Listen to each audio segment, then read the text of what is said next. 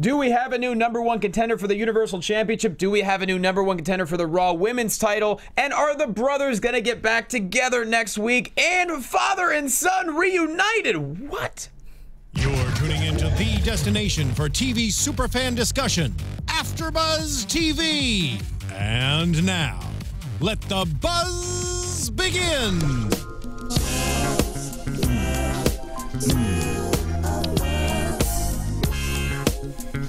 Just the two of us. From the first time the doctor placed you in my arms, I knew I'd meet death before I let you meet harm. That's right. Questions arose in my mind, would I be mad? Only one of us may be a parent in this room, but it doesn't mean we're not feeling that fatherly love with a son that he hasn't seen in 20-some years until tonight. And here we are. This is the Raw After Show on AFTERBUZZ TV. What's up, everybody? We got the full squad once again for you.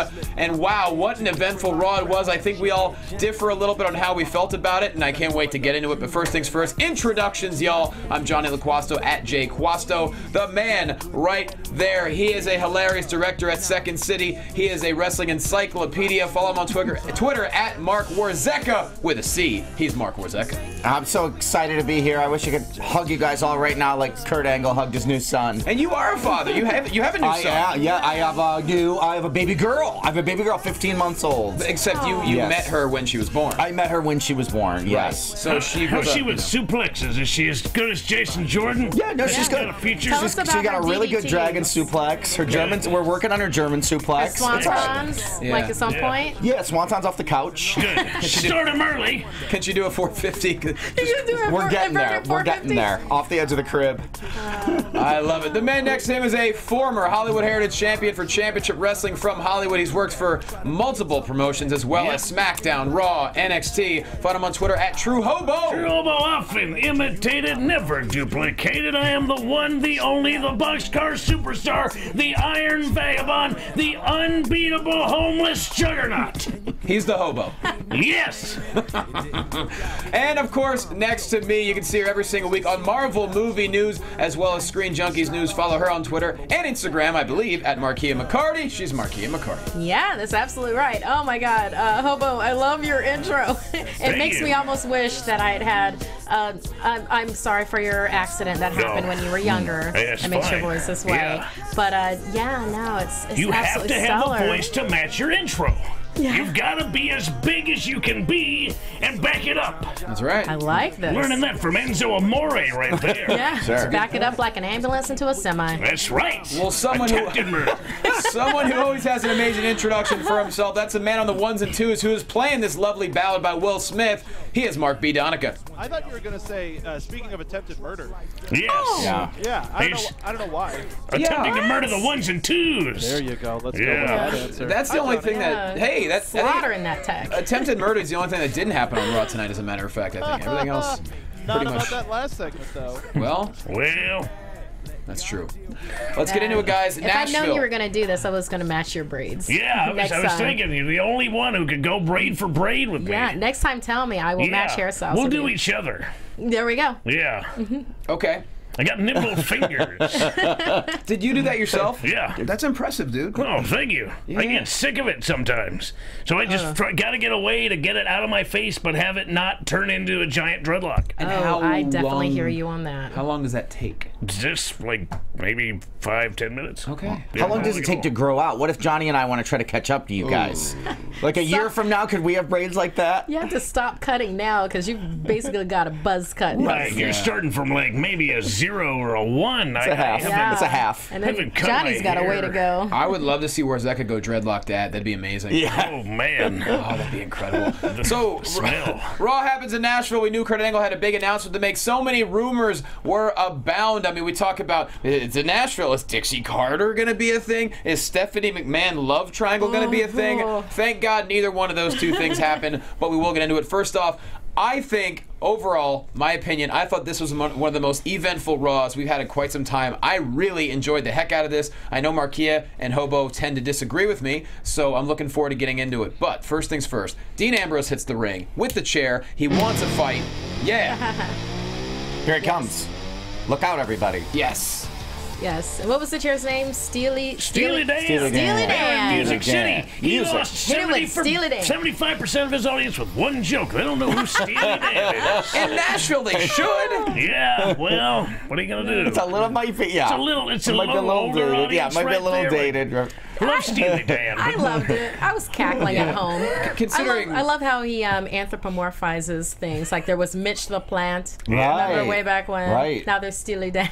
well, All his friends are inanimate objects. They can't turn on him. Well, considering a bunch of idiots were yelling "what" during Kurt Angle's big segment, I'm not surprised I don't know who Steely Dan is. Let's put it that way. Good point. But nonetheless, Dean Ambrose is on fire. He wants The Miz. Well, Seth Rollins hits the ring and he says, "Look, I have issues with The Miz too." He calls him brother accidentally. Dean Ambrose doesn't like it. We're not brothers. That was not an accident. No. He said that to try and turn him a little bit. Yeah, that was calculated. Absolutely, and that's Seth It was Rollins. emotional manipulation. I got to tell, before Miz even hit the ring, we've been talking about how, some people are just kind of tired of Ambrose and Miz, and now Seth Rollins is involved. I thought Ambrose and Rollins, this was the perfect opening. I thought this reinvigorated both of them, in my opinion. Wasn't it I who just said last week that Rollins had not paid for any of the crimes? He had never apologized. He never owned it like a man. Right. And here he was tonight doing exactly what I said he should. He absolutely stiffened that upper lip and said, "Fine, just bring it to me then. Just give me what I deserve." And Ambrose kind of tipped the hat to that and said, "Okay, all right, maybe you're somebody I can at least count on sometimes, not all the time." And it was an interesting way to go. And he apologized, Yeah. which that surprised me even more. 3 years. Yeah, he actually said, "I'm sorry for having turned on you," which I don't know I've ever seen any wrestler ever do. That's what you should do. That's what a man does. That's right. To get the respect from the audience that you want, you've got to own your mistakes and your choices. Yeah. You do. And that's what he did tonight. And I think the audience went a little bit further with him.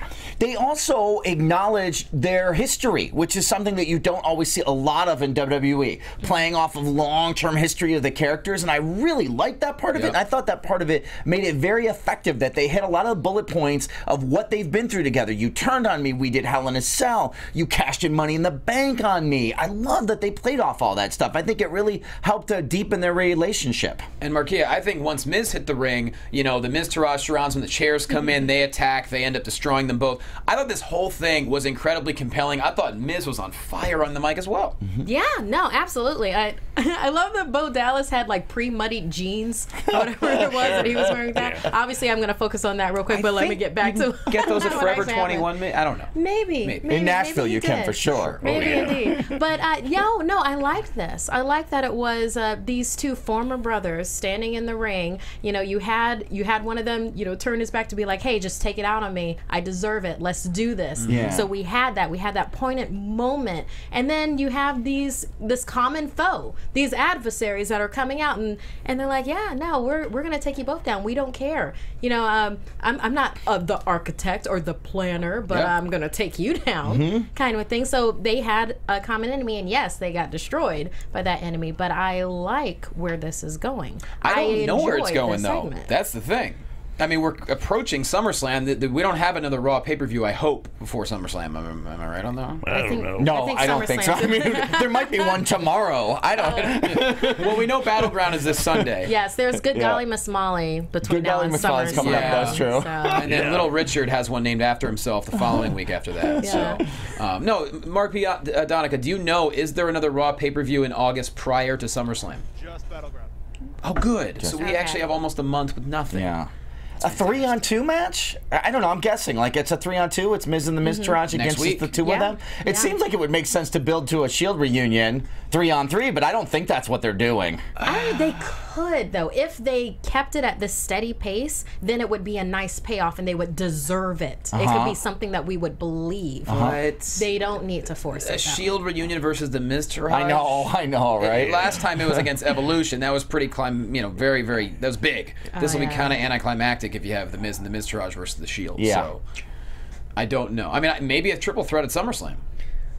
Yeah, maybe. I don't know. It's interesting to see Rollins and Ambrose together because they really do balance each other out. Rollins is a planner. He comes out, he really makes a plan, he executes it in the ring, and Ambrose is a counterpuncher 100%.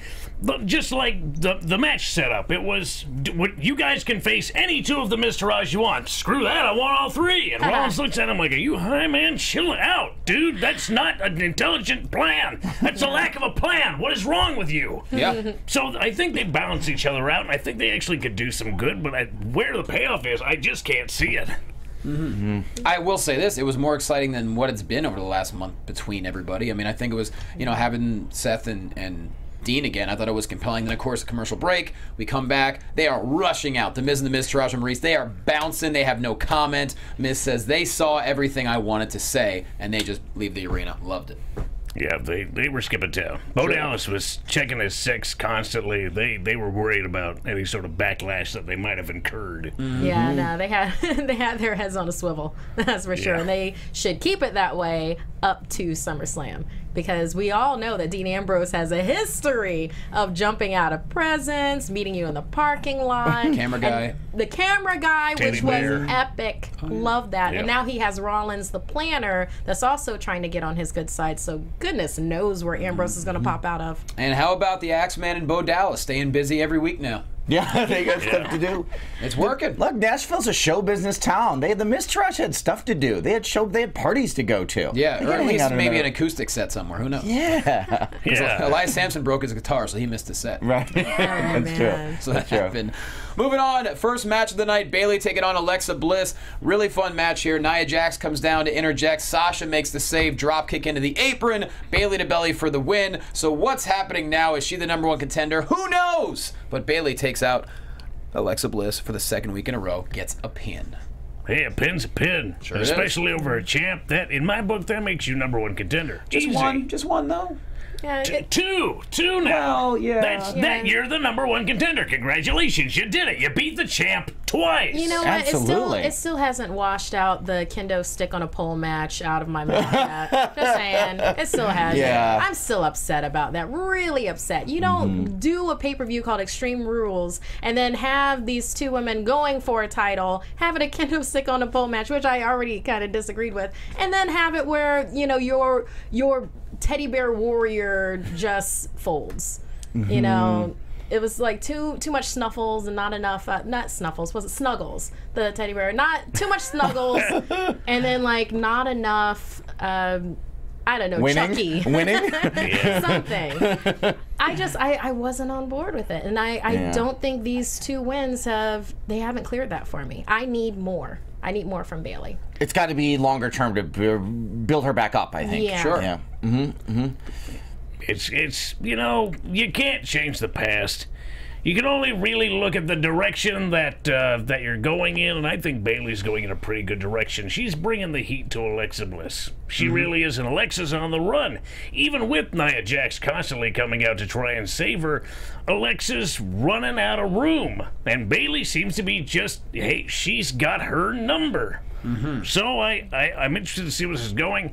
But then you have that backstage segment where Sasha's saying, you know, she's also got a dog in this hunt, and I'm going, no, not the way Bayley does. No. Yeah, I do see your point there for sure. Yeah.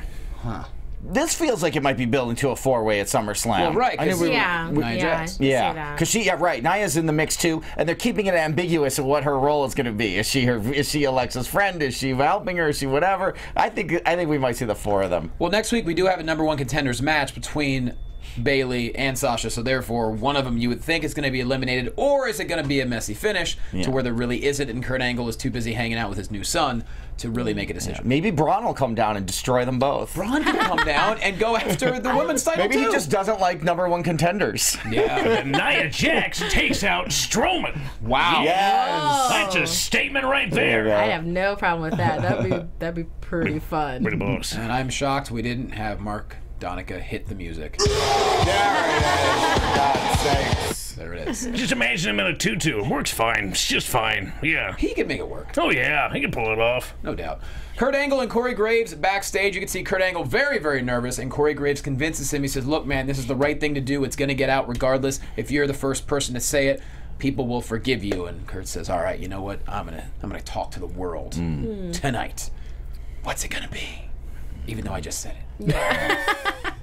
The golden age of social media, I think Corey Graves was right. One way or another, it was going to get out. You can't stop the flow of information at this day and age. Nope. And people were going to find out one way or another. So might as well step in front of the train instead of trying to chase it and explain yourself. And you know better than anyone about chasing trains or stepping in front of trains or sleeping next to trains or sleeping in trains. Absolutely. Yeah. Yeah. And you're a here. train-centric frame of mind. And you survived. That's true. Yeah, I do. I got run over by one once. Really? Yeah, I got better. Okay. Yeah. What Are you sure? Were you also turned into a newt, but you got better? Well, that was a different time. Yeah. How many injuries? Several, many. Who knows? I stopped counting. You probably were concussed. I just glue myself back together and keep going. And of course, you found a way to make your own glue because with nature. Horses go missing. Who knows? Yep. We know who the culprit is. All right. So Titus is backstage with Tozawa and Apollo Crews. He said, look, when the going gets tough, they get rougher, or whatever the phrase may be. So he says, Daivari shows up. He wants a match tonight with Tozawa. Bam, we have the match set up. 205 Live style coming up in a bit. But first things first, Kendrick and Gulak taking on Mustafa and Jack Gallagher. And Mustafa Ali, dude, he could fly. Yes. Reverse 450 for the W on Kendrick. God, and that headbutt. Oh, Jack Gallagher's headbutt. It's like he's like one of those dinosaurs from like Jurassic Park. Like he locked up his spine. Which dinosaurs? Actually, I know what you're talking about. I think it was Pachyosaurus. I think it was a Pachyosaurus. Are they British dinosaurs? Well, they are now because I confirmed that they are. Good. Could be. Johnny, it sounds like you're Russian. Take your time. You got Okay. all the time in the world. Oh, wow. Okay. All right, Mark. I have no for idea that. what reference that is. Is that a Jurassic Park? It's just a reference to, you know, what's in front of your eye. Oh yeah. That you can't. It's like a magic eye. The longer you stare at it, the more sense it makes. I see it. Talked about. The thing. Did you get that thing he sent you? Yes, of course. Oh, And yeah.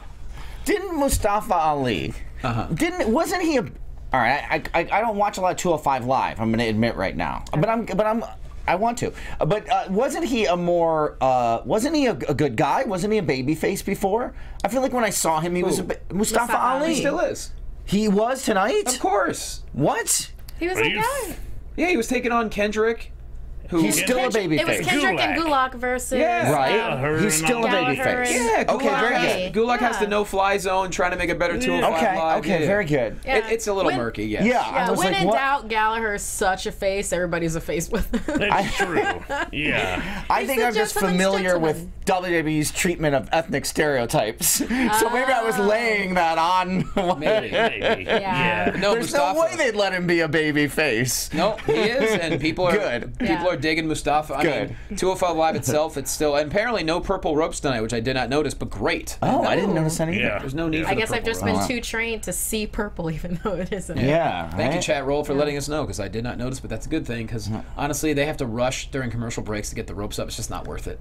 Well, yeah, it's an added thing. It's a nice feature, right? It's eye catching, but it's not completely necessary. Ropes are ropes. If they're tight and bouncy, who cares, really? Yeah. And the thing with 205 Live is, you know, there are distinct personalities on that show. I love what Gulak is doing. Gulak, I should say. It's almost like what he used to do in CZW, where he was campaigning for a better CZW. He's really good at what he's doing with this character. Mustafa Ali's the high flyer. Brian Kendrick is as good on the mic as anyone in the business.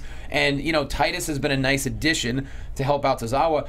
And it's just interesting to me that 205 Live, apparently with the public, is still not catching on. And with me.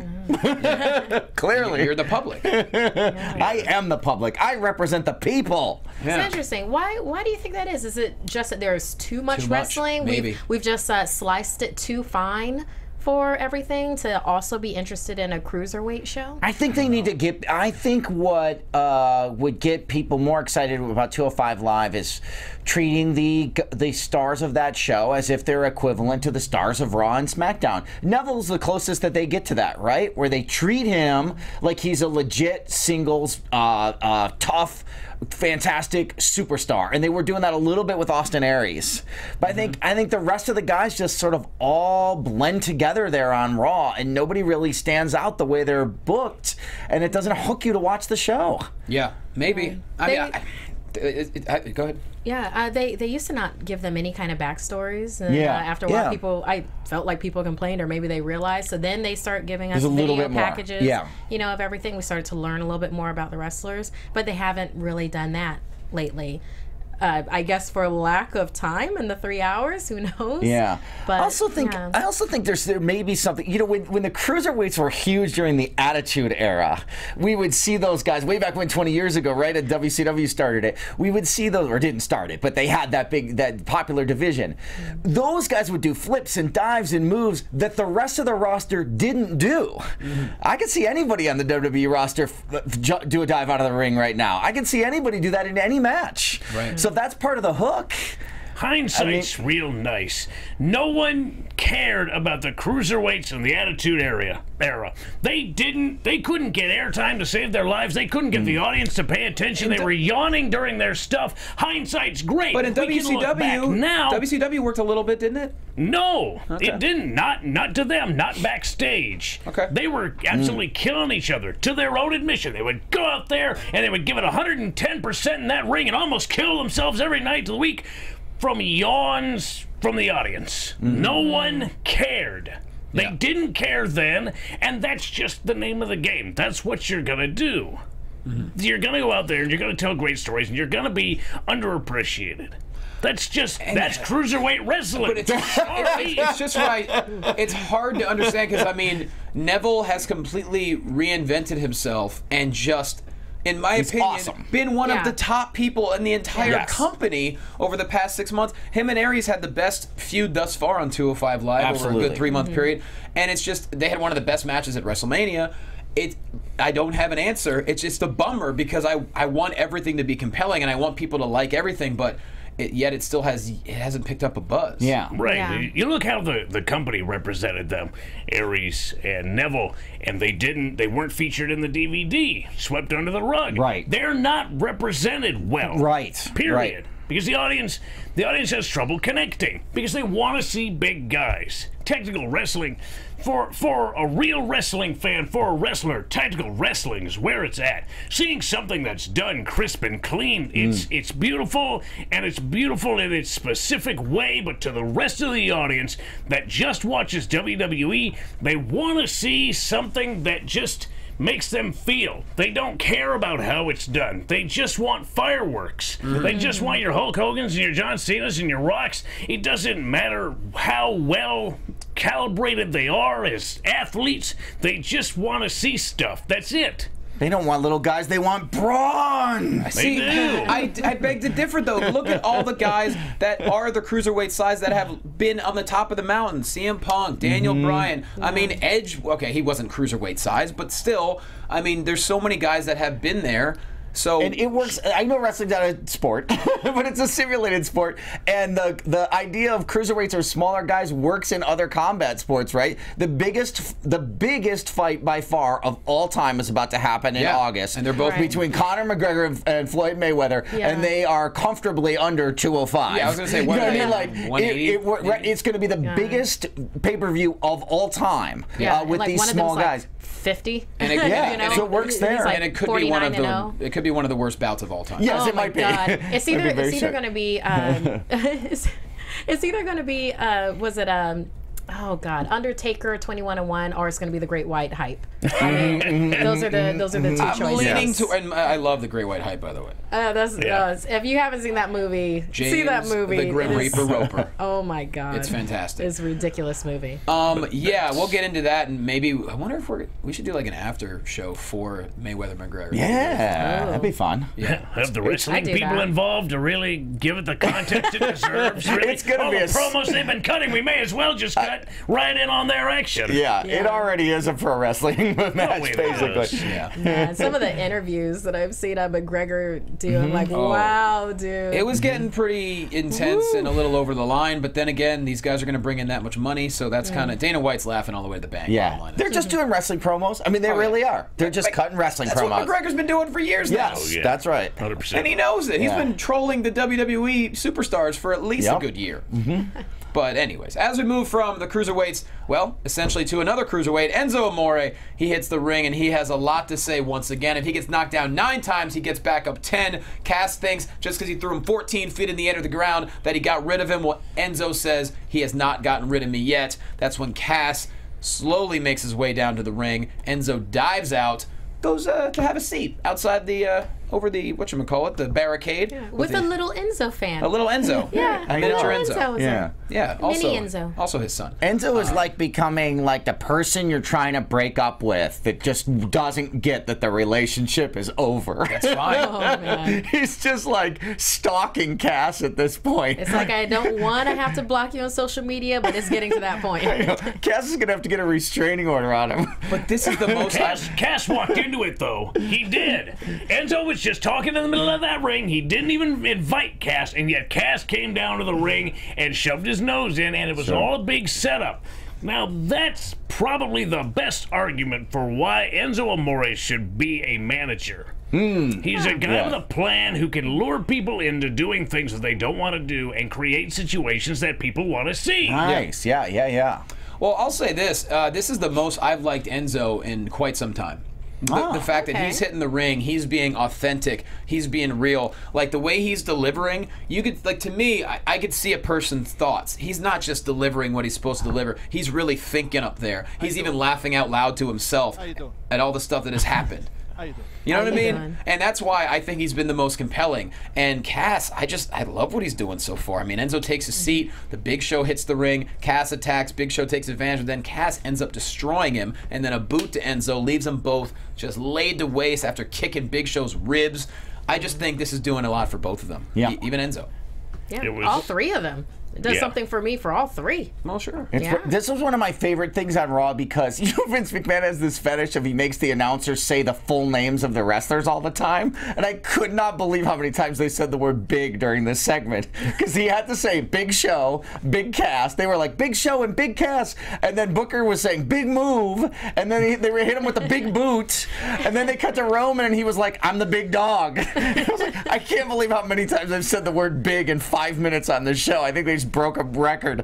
Maybe that's got to be the new drinking game right there. Yes. Every time they say the word big, you take a shot. Finish the entire bottle before the end of the segment. You might go to the hospital. But yeah, so I don't know what's going to happen next. That's the question mark. I mean, Cass obviously left standing tall, Enzo down, Big Show down. But I dig it. I mean, for everyone who thought that it was over after last week, I mean, everyone was convinced, oh no, they're moving on. I was like, I don't think they are. I was one of those people. I was like, it's done. It's over. But I did say maybe Enzo will manage Big Show, which still maybe could happen out of what we saw here today. Yeah, I mean, he was definitely kind of in that position, even though, you know, he just needed to get into that ring. You know, he just really wanted to taste the bottom of Big Cass's boot, apparently. Well, you know, you get accustomed to certain tastes, and you literally can't live without it, and all of a sudden you're flat on your back looking at the lights. Yeah. You okay? What? No, you good? I went somewhere. Flashback. Yeah. That's good. You want a little more whiskey in that club? Oh, please. Don't ever stop with the bourbon. Champ, sometimes you got to take a stroll down memory lane, even when it's by accident. Yeah. That's what happens. Yeah. Enzo was definitely the side duck of the segment, so. Well, Big Show was laid on his back. He was standing tall last week. This week he's laying down. His nose is bloodied. He's looking kind of beat. He's looking a little haggard. But he fought. I think he fought pretty valiantly. Fought like a street fight. I don't think we've ever seen Big Show work as fast as he had to against Big Cass. Big Cass is a young guy. He's a big guy, so he has to get in there and hit him real quick. Against Braun, he was against Braun Strowman. Yeah, they had a cool match on Raw. That's true. I'd love to see that match. Look, again. Big They Show want to bring that back. I'm game. Let's see that. Big Show, Truth, and Goldust are all, I don't know what they're drinking from the Fountain of Youth or something, but man, the 3 of them, all well into their 40s, are still so fun to watch, and I think we need to enjoy what we got from them while we have it, because I don't know how much longer. DDP yoga, brother. Maybe it is. Works miracles. I don't know. And don't party. That's a real trick to longevity that, you know, the wolf pack can teach you. Don't party so long. And don't turn your back on the wolf pack. Nope. You can't do that. Roman says he's going to become champion at SummerSlam after defeating Joe tonight, because guess what, guys? He's the big dog. Yeah. That it's hurts his my yard. brain. That's it. Okay, moving on. Very solid. That's exactly what happened. He shouldn't even be here. All right. Didn't even paraphrase it. Locker room, Kurt Angle. He's talking to Rollins and Ambrose. They're kind of arguing a little bit. Angle says, you know what? I have a lot going on my plate. I have to go make a big announcement. How about next week? I'm going to make a tag match. You two versus, I think, the entire Miztourage or 2 members of the Miztourage? It was. The offer was for 2. Ambrose upped it to 3 because why not? Yeah. You know? He'd be the perfect person to like buy something from. You'd be like, oh, okay, I'll pay you $500. You'll pay me $650. Yeah. Or the other way. Yeah. That way. Vice versa. Perfect. Give me some of that whiskey. The spirit of the joke is there. Yes. It's bottom shelf whiskey, but oh, it's bottom shelf. Oh yeah, plastic bottle. Tonight it is. Yeah, it is what it is. Yeah, homemade. I wish. It's Old Crow. And this was another example of why I really enjoyed this Raw. I thought it was very eventful because they're setting up now 2 matches for next week that they get advertised. This tag match and, of course, Sasha versus Bayley, which we're about to get to. What kind of a match next week? It's a tag team match. You know it's the Mac Militant. Coming to get it on. R.I.P. R.I.P. You gotta get into it. You gotta get Mark. Get in there. Get in there, white dad. You'll learn. It's fine. Why did you say R.I.P.? He's still alive. Yeah, he's fine. No, because I'm seeing American Alpha up on the screen. That's not. I know, but I'm saying R.I.P. to that. Okay, good. Gotcha.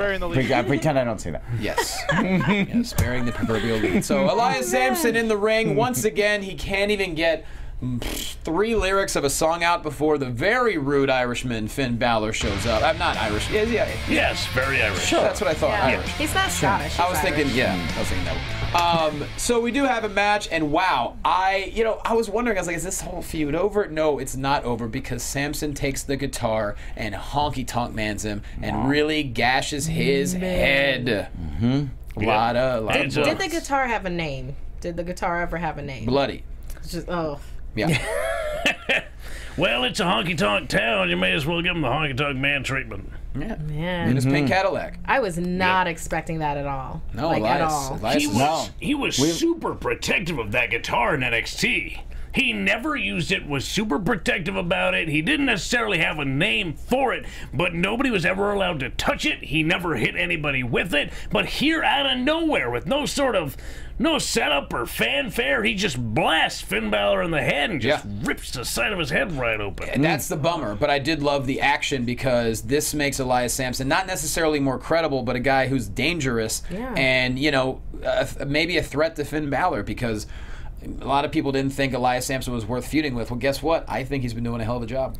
I mean, inside the ring tonight, Sampson looked dominant. Sure. You can't argue. He's got the power advantage. He's got 60 pounds on him. He does. It's like here's Finn, and then there. I know. Every once in a while, you're like, oh, Finn's really small. He's small, but he's smooth. So as soon as things start spinning in his direction, he's able to transition so quickly, and all of a sudden, Elias is on the run, and that's why he grabbed the guitar, because he was losing ground so quickly. He knew he was going to lose this match, so he grabbed the guitar to even it out, and he lost, but it was on his terms.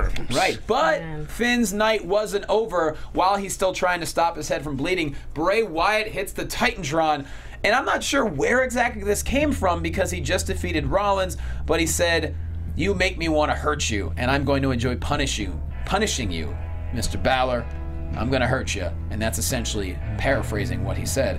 Did I miss something? Where exactly did this come from? I don't know. He needs a guitar. He should get a guitar. That's an effective weapon against Finn Balor. I think Bray's more of a harmonica guy. Yeah, totally. Just shoving just rake your eyes with a harmonica. Maybe. Oh gosh. I've never done that before. I'll definitely do that. Hobo, that'd be a good move for you, actually. Yeah. But it'll be good. I'm a little confused because obviously Elias Sampson and Finn Balor, they're not finished yet. But now all of a sudden Bray Wyatt wants in. I don't understand. This is one thing about Raw I was a little bit confused with. Bray's a big man. Sure he is. He's got a big appetite. His appetite for destruction being larger than the average man. He doesn't just want Rollins. He doesn't just want any one person. He wants to eat the world. Exactly. Yes. He wants Finn Balor. He wants somebody with some gravitas behind him. Somebody who's almost in the same wheelhouse as Wyatt himself, and he wants to take him, and he wants to either mold him, destroy him, or both. Would it be great if he was somehow able to do that brainwash thing on a Finn Balor and got the demon under control that way?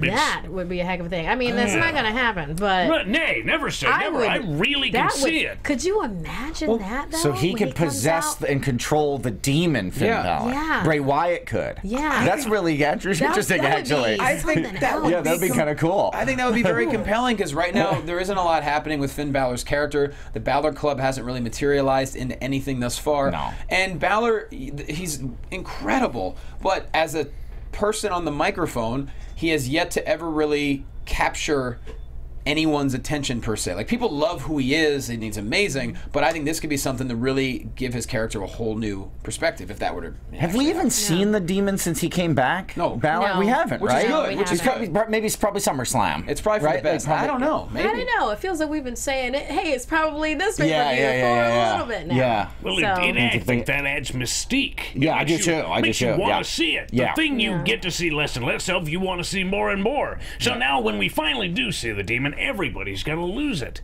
And I think there's really some compelling imagery to Bray Wyatt standing over and just having the demon on a chain, like a dog down at his feet. I think that's very compelling. I think the audience really could get behind that, because they want him to be free. They want him to do what he does best. Yeah, and then think about it. Everybody would wait for that day, or wait for that match, wait for that time where the demon slips loose. Right. It's well, like, they did with Daniel Bryan so many years ago now. That only lasted like 2 weeks. It would last, I imagine, longer, and I think it would be a better fit. And Virgil. Remember when Virgil finally joined broke away from the $1 Million Man? Oh, right. Yeah.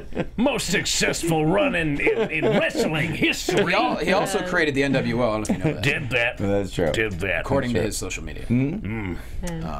But yeah, I mean, it was fun when Bray Wyatt had Xavier Woods under control, you know, right before, during the compound, and then when Bray was scared, because Xavier was like scared of him, and he could let him. He was just like, You're like, hey, dude, what's going on? He is a cult leader. He should be possessing people, right? He's more than a cult leader. He's bordering on voodoo. Can we all agree that this is the time, finally, for Bray Wyatt to start stacking win after win after win? Whatever he does at SummerSlam, he has to win. Whatever he does out, he has to win. Yes. So I don't care if he's up against Finn Balor. Sorry, Bray Wyatt needs to win. Yes. Agreed. Yeah, he does. He needs some wins. The scales have to at least somewhat start coming balanced.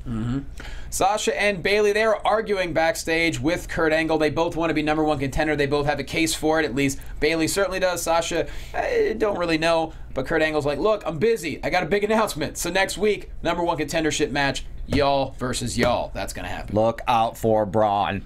Yeah, be careful. Braun's going to... Oh, boy. Yeah. Yeah, that's what I wanted. But you got to believe Nia Jax is going to get involved somehow, and Alexa Bliss might get involved, so... Who knows? Yeah, it's hard to say. You're always maybe one moment away from having a friend become an enemy. And I think Nia Jax is one of those friends to Alexa Bliss. One bad night, Nia Jax can turn on you, and all of a sudden she's chomping at the bit for your belt, and it's time to run, and that's a four-way right there. Yeah. Well, I like that we're having a Sasha Bayley match. I love that we're having that, you know, and we're having it on pretty good terms. You know, they're still both faces and everything. I still want my Sasha heel turn, though. I still want that, because I feel like she would be beautiful. She'd be beautiful as a heel. And but I know that you have Alexa Bliss right now, and she's like top heel. But if we got that Sasha heel turn, maybe during that match, perhaps. I don't think it would be a permanent state for her. I think it's going to be a toughly contested match. Bayley and Sasha have got history on top of history and have fought for numerous championship belts. So I think that in the moment, in that match, Sasha is going to turn to some of her old tactics to try and get the win over Bayley. I think she's not above using some cheap shots and cheap tactics. Oh, I hope so. No, But that doesn't change at the end of the day that she's going to stand with Bayley. And it's still going to be just business to her. Despite it having a personal twinge to it, it's still just business. Well, then I guess at the very least, what I don't want is Bayley holding back in any way. I don't want a repeat of Extreme Rules. I don't care who she's going up against. I don't want to see that again. So Well, we're not going to have a kendo stick thing. Unfortunately. Right? No, you never know. They need to reach under that ring and get a fire extinguisher or something. We'll see. The Revival, they don't care about the Hardys. They're no flips, just fists. And the Hardys have been flipping upside and down all over the place for about 20 years. They're about to destroy that team tonight. But first off, yeah, that's right. Say, Donika's killing it. I could just see him spinning records over in the studio. Who says I'm not? I didn't say you were. I said I could see you doing it. No, he literally sees you doing it. Yeah. Oh, that's right. I left the camera on. Yeah. X-ray vision. Tozawa taking on Daivari, and I love this actually. Daivari systematically taking out Tozawa's left arm. Titus throws in the proverbial towel, and Tozawa is not happy as he walks back up the ramp. So essentially, yeah, Daivari with the win. Very surprising considering Tozawa and Titus Worldwide's been on a roll. It was an interesting way to get a victory. Daivari won. Was he going to win the match? If it weren't for that, we'll never know.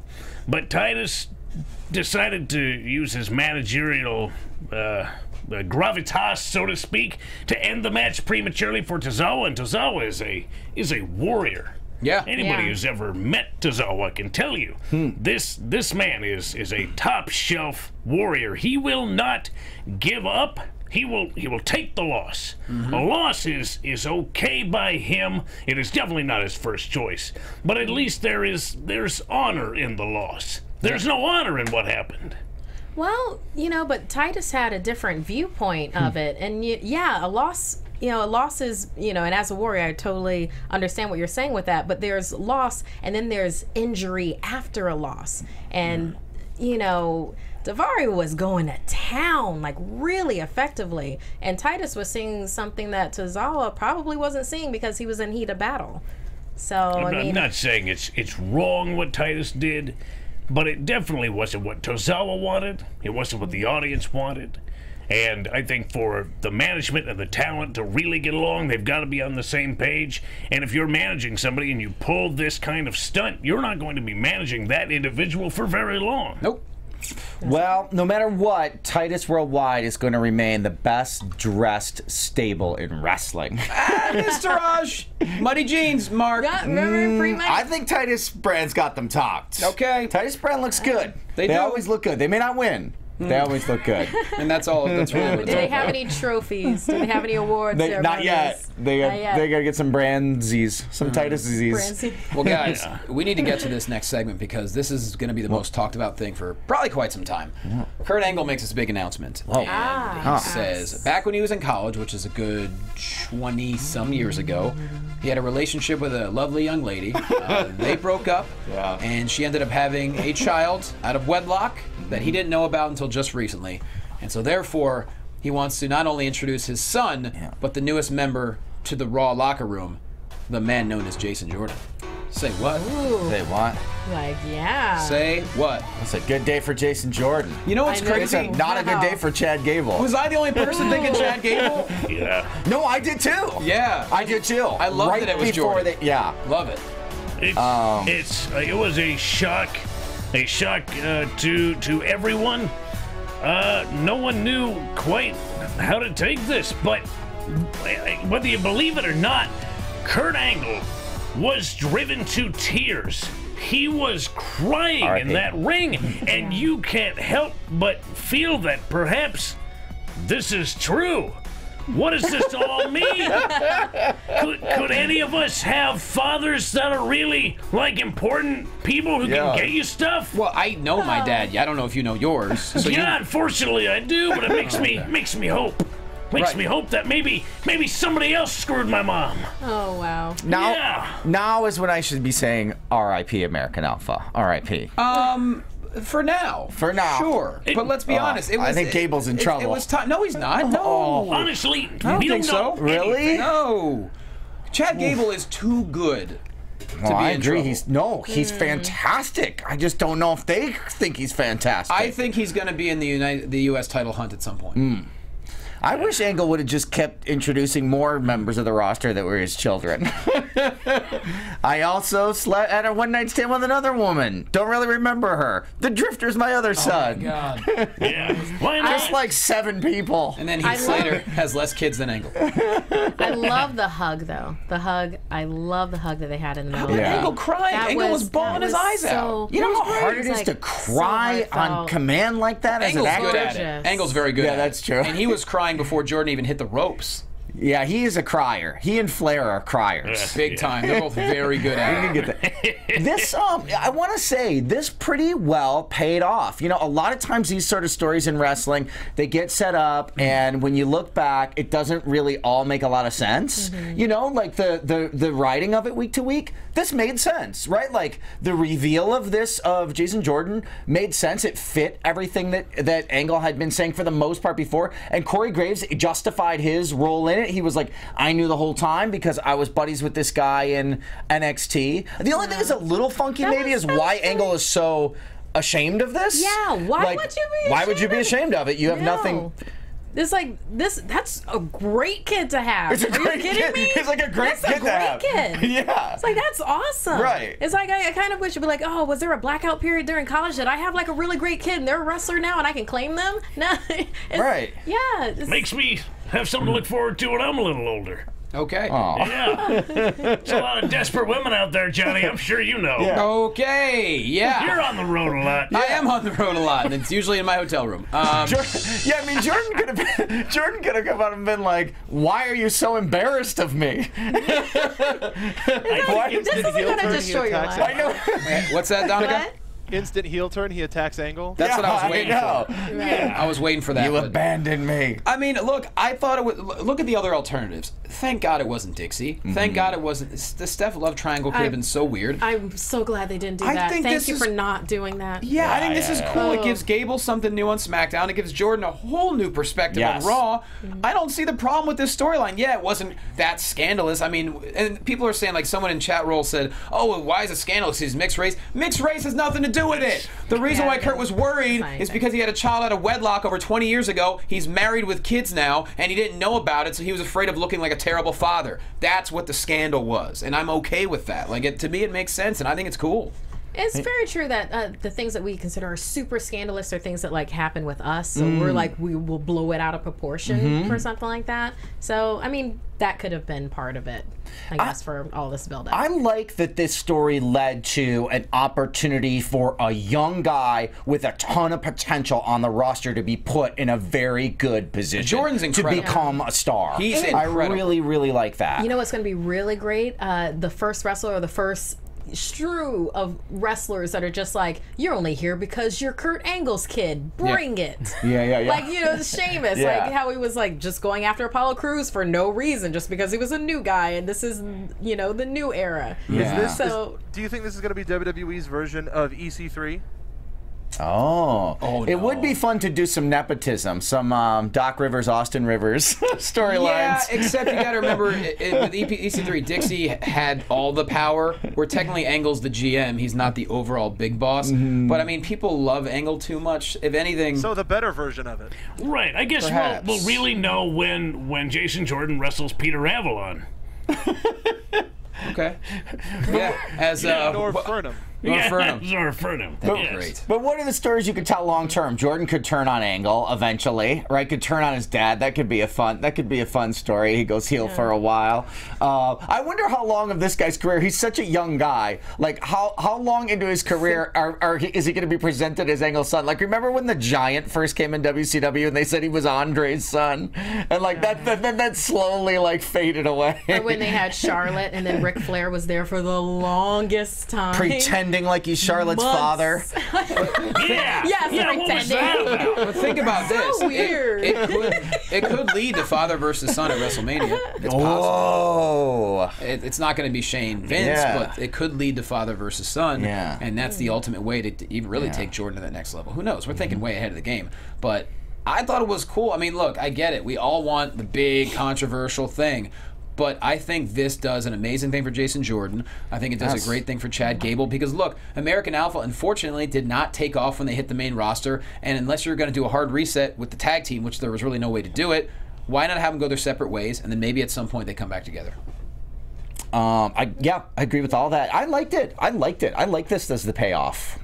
I think it was refreshing that it wasn't some silly, I mean, it was really silly and soap opera-ish, but the payoff is, hey, here's a new star. And I think that's great. Right. This allows somebody to actually get a legitimate push. Yeah. And those love triangle things, nobody ends up being better for. Right. But this, just a lot of mud everywhere. Right. Jason Jordan actually gets a chance to step up. And who knows, maybe he's going to bring Chad Gable with him. We don't know. We're assuming he's solo, but why not just bring Gable over? Why not let them both get the rub? Just let it happen. Maybe. You need another tag team. And speaking of EC3, after Kurt Angle tweeted today that he had a big announcement, EC3 tweeted at him, "Are you my father?" So, classic perfect. EC3. That's perfect. Moving on, Revival taking on the Hardys, and wow, Dash ruins a swanton. Dawson pins Jeff, not only with the tights, but the shoulder is up. The referee doesn't see it. Oh, those no flips, just fist and Revival getting another W. And the Hardys becoming more broken. Yeah, just a little bit more each week. Okay, but near the end, when Matt was running around the ring to go after, oh God, I forget who was on the outside ring. It wasn't Dash. I think Dash was inside the ring. But I was like, what? Wait, why aren't you saving Jeff right now? They're on 2, and you're running around the ring to go after, hobbling around the ring to go after the other guy. I was like, what is going on here? They're just falling to pieces. The last he saw, Jeff was up on the top rope getting ready to do the swanton. And so that was his cutoff. At his line of sight, he lost it. Because he saw Jeff on top, he's like, oh, well, we got the win. So now I just have to make sure that the other man on the outside, that being Wilder, doesn't actually mess this up. But he already did. But he thought Jeff was already going to fix it, and things kind of got out of hand. He just lost sight of the other man. Yeah. And that's tag team wrestling right there. Sometimes you got to have eyes in the back of your head to be able to keep your eyes on what's in front of you and what's behind you to try and get a win out of nowhere. And that's the Revival in a nutshell. They are everywhere. They're just the old school in the best way as far as the way tag teams go, and there's just something about them that puts them at the top with a lot of other great tag teams right now, and it's good to see them back. And the funny thing is, like, God, they're just smarmy, and they're really good at it. Smug. Did anybody see the segment they did in the back before their match? Yeah, the interview. Yeah. Well, no, not that, but where they autographed a guy's thing, forever the Revival, so hashtag FTR. Love it. They're taking it back. Good work, gentlemen. Samoa Joe next. He just essentially says the same thing Roman said, I think. He's going to win. Be number one contender again. Joe's Joe. What does he need to say? Samoa Joe. Yeah. Yeah, So. I'd love for him to be number 1 contender because I really want him to. I really want that match again. I think that he learned from his one mistake and that he might be able to take him down this time. Yeah. Agreed. Yeah. A lot of people in chat roll not happy with the Kurt Angle storyline. I don't know what else you guys wanted. What did they want it to be? What are they saying? What did they want it to be? Just say Zeno Hour, who I usually think is hilarious, saying he thinks the storyline Usually. No, he's saying catch that? You're on blast, Zeno Hour. he just thinks the storyline was whack from the beginning. Maybe he just didn't like Kurt Angle being involved in an issue to begin with. Maybe if that's your point, I understand. But as far as him having a child who's a WWE superstar, I mean, I think it's cool. Like I said, it helps Jason Jordan out. I don't know how scandalous you wanted this to be. Let's think about how disastrous it would have been if Dixie got involved. Or how, now granted, if it was a Stephanie thing, it could have led to Triple H and him at WrestleMania, but that still would have been a mess. Who was that? Total mess. I don't want that. That's my point, is what else could it have been? I just want everyone, give me your opinions in chat roll. I'm very interested to know. Best possible scenario right here. We're living it. Thank God. Yeah, I think so too. Yeah. And the pedigree, choice of words. I mean, I guess it was like a little bit high schooly with the, the texting back and forth and them going to back. I mean, it's all silly soap opera stuff. What am I going to do? You know, it's fun. But soap operas are silly. It's fun. Yeah. I mean, in soap operas, someone's poisoning someone every week. Or something. I bet that segment did a huge rating, a huge number when we get the ratings. And that's all that matters. For them, they're just trying to sell ad time, baby. That's dollars to them. They don't care about anything else. They're selling Sonic burgers, and it's a lot of them. And it's building a future for Jason Jordan, at least for the time being, and I think that's great. Okay. So there you go. Titus and Tozawa, once again, Tozawa not very pleased. Titus says, hey, man, I'm thinking ahead. It's not about tonight. It's about the future. I'm trying to keep you healthy. Not wrong. Yeah. But I disagree with it. If anybody was going to monkey with me like that, and actually, to be honest, somebody has. I was as upset as I would be now. Nobody tells me when I'm done. I'll tell you when I'm done, or there'll be a bell ring. That's it. No one's going to dictate my future except me, period. And I think there's always in the same place as I am on the same subject. Okay. Well, no one's going to tell me what to do except me. You are warriors. Absolutely, 100%. I completely get that. I'm completely on the flip side of that because I think you have to have somebody that you trust to look after your best interests in your corner so that, yes, you can go full out with everything, but if they see that this is going to really hurt you in the future with something, then they have to step in and be like, hey, you have me in your corner for a reason. This is the reason. Trust me on this. This was too far, so I had to step in. That's why you have that person in your corner. So very good point. What if Titus just immediately started throwing in the towel on all of them? Okay, then that's different. His ass gets fired then. He would get cannibalized. The first submission hold, he just throws in a towel every time. And we all just talked about how, the ratings for tonight must have been pretty high. I will say this, we have a lot more live viewers right now than we've had in quite some time. Oh, hey, everybody. I'd like to think it's because the four of us as a group is amazing, but maybe it's because Kurt Angle has a baby boy. I don't know. Either way, thank you for joining us live. It's pretty awesome. We hope you're enjoying the show so far. Main event time, guys. Samoa Joe taking on Roman Reigns. Damn, this was physical. Hobo, how about that slow-mo of Joe getting that boot to that face?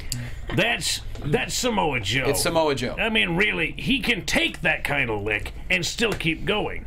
That's the kind of caliber of athlete we're talking about. You can hit Samoa Joe as hard as you can, and he can still keep coming at you. He is dangerous, 100% dangerous. His whole body is a weapon built for survival. It really it is. That's a perfect way of putting it. It's not built for show. No. It's built for survival. Yes, it really is. Built for go. Does the winner win Samoa in this match? They're fighting over who's truly Samoan, right?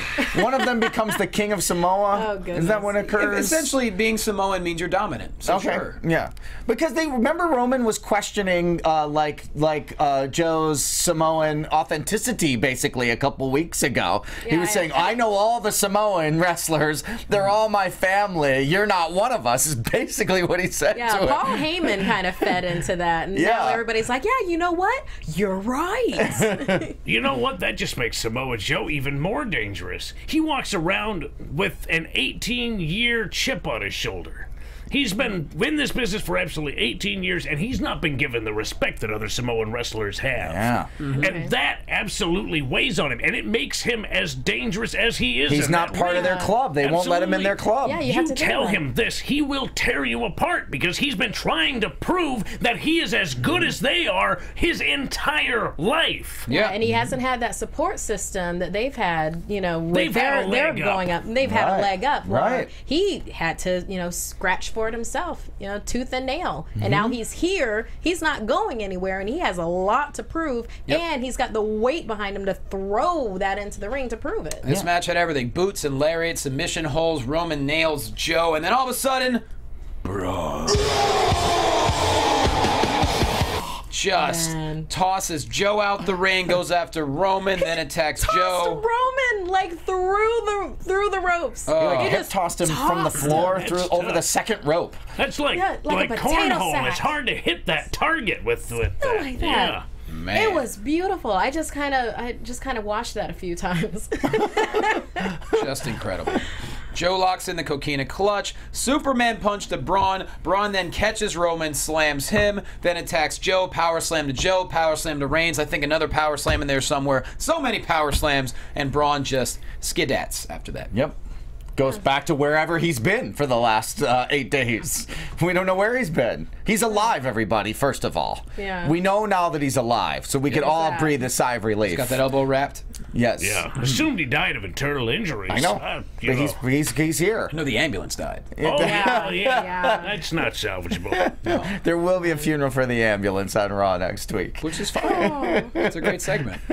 Well, you know, isn't he justified in all of this? First of all, Roman Reigns tried to kill him. He tried to kill him in an ambulance. He tried to murder him. Yes, it was attempted murder. It was attempted murder, first of all, so he has every right to be mad. Second of all, Samoa Joe and Roman Reigns both lost their matches at Great Balls of Fire, and they're fighting to be the #1 contender. Braun Strowman's the only one out of the 3 of them that won at that pay-per-view. He should get the title shot. I am completely on his side in all of this.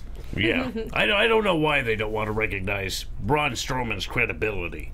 I think he's got maybe some management issues, some politicking going on backstage. Maybe he's not the best guy to, rub elbows with everybody. He's not making a lot of friends. And that's the politics of wrestling is going to get you matches. It's going to get you not so many matches if you're not friends with everybody. I don't think Braun Strowman's everybody's friend, but he's definitely a guy that the fans want to see. They respect him. There's no credibility like standing tall, especially over Roman Reigns. And that's exactly what he did. No matter the shenanigans that happened after the match, he won the damn match. Braun Strowman is so compelling, and I said it last week. I want Braun and Roman to keep destroying each other Family Guy style all the way until WrestleMania. Yes. I wanted to get cartoony. I wanted to get, I wanted to get Looney Tunes Anvil style. I wanted to go completely crazy to where we get a massive payoff at WrestleMania, and then guess what? Maybe they both stand at the end of that match and say,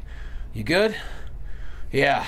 And maybe they become a tag team or something. I don't know. And there's so many other trucks that they could use. It's not just ambulances, FedEx trucks. That's true. UPS trucks. Cement truck. There's so many. There's Amazon trucks. Food truck. Let's have food truck match. There's that tricked out Google car that takes the pictures for the Google Maps. Hit him with that. Hit him with that. You can pick it up and use it as a weapon. I would love to see Braun on Google Earth.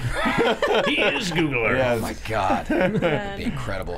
Well, I think this is, we had a hell of an after show, so in my opinion, that means it was a hell of a Raw. Yeah, I guess. Johnny,